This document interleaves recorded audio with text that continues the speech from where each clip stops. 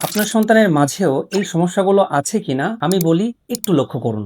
যেমন মাখরাজ অনুযায়ী হরফের উচ্চারণগুলো ঠিক হয় না, তাজবিদ মুখস্থ বলতে পারলেও সেগুলো সুন্দরভাবে অ্যাপ্লাই করতে পারে না বা প্রয়োগ করতে পারে না। মাদ অর্থাৎ যে জায়গাগুলোতে টেনে পড়তে হবে সেই জায়গাগুলোতে টেনে পড়তে পারে না। হরকত যেখানে টানা যাবে না, তাড়াতাড়ি পড়তে হবে, সেখানে তাড়াতাড়ি পড়তে পারে না। কোথায় ওয়াকফ করতে হবে সেটা সে বুঝতে পারছে না, অথবা ওয়াকফ করলেও কতটুকু টানতে হবে সেটা সে জানেই না। কলকলা বা গুণনাতেও বেশ প্রবলেম রয়ে গেছে। যদি এই সমস্যাগুলো থেকে থাকে আপনার সন্তানের মাঝে, তাহলে আপনি যত ভালো টিচারই দেন না কেন, যত সময় লাগিয়ে পড়ান না কেন, সে সুন্দরভাবে আমপারা বা কোরআন পড়তে পারবে না। তাহলে এখন আমাদের করণীয় কি? করণীয়টা হচ্ছে বাচ্চার পড়ালেখার ধরনের মাঝে পরিবর্তন আনতে হবে। সে এখন যে ধাঁচে পড়ছে বা যেভাবে পড়ছে সেটার মধ্যে পরিবর্তন আনতে হবে। আমরা শত শত বাচ্চাদেরকে শিক্ষা দিয়ে আসছি আমাদের নিজস্ব কায়দার মাধ্যমে, অত্যন্ত আনন্দ বিনোদনের মাধ্যমে আমাদের এখানে ক্লাসগুলো হয়ে থাকে। আমরা এই বাচ্চাদেরকে খুব যত্ন সহকারে কায়দার মধ্যেই এই বিষয়গুলো একদম কমপ্লিট করিয়ে দিই। কায়দাতে বাচ্চারা আমাদের কাছে হরফের উচ্চারণ সুন্দরভাবে শিখতে পারবে, তাজবিদ মুখস্থ করবে, পাশাপাশি তাজবিদ কিভাবে প্রয়োগ করতে হয় সেটাও সে জানতে পারবে, বুঝতে পারবে।